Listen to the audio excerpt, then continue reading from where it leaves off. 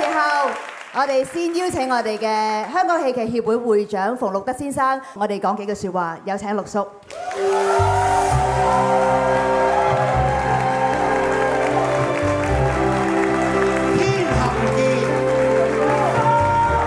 天行健，君子以自強不息。大家好，你好，大家好。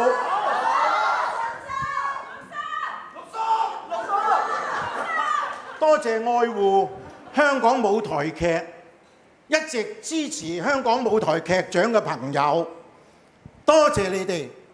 第34屆香港舞台劇獎頒獎禮今晚順利舉行，由衷感激。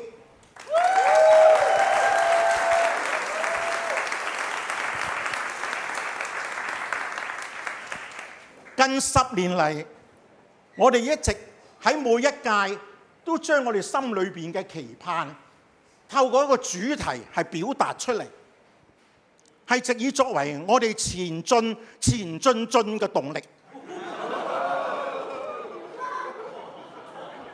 呢一屆嘅主題係 Rise Up。Rise Up 係我哋戲劇人最常聽到又最想聽到嘅訊息，係象徵住真實虛擬嘅真實係開始啦，係具有非常深遠嘅藝術意義。而 Rise Up 咧喺戲劇藝術上邊係一個開關掣，啪一聲，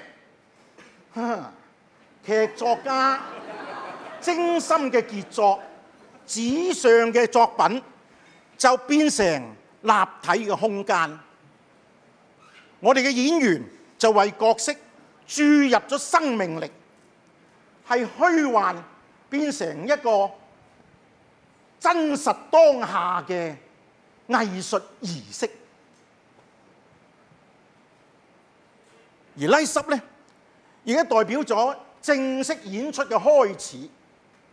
台上虛擬嘅情景同現實現場觀眾之間，我哋就起咗一埲可以穿越嘅隱形嘅牆，邀請觀眾進入戲劇嘅世界，同我哋一齊共度虛幻魔幻奇妙嘅時光。對我哋演員嚟講咧，Rise Up 係俾我哋暫時拋低現實嘅靈魂同皮囊，進入劇作家筆下嘅角色，於是我哋就可以開始真係聽、真係睇、真係感覺，為表演而創作。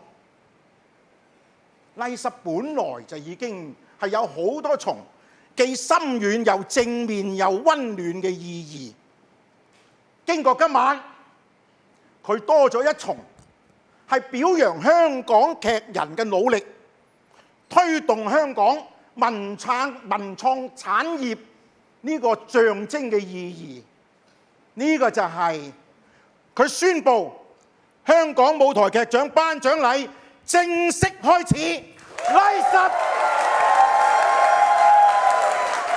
多謝陸叔。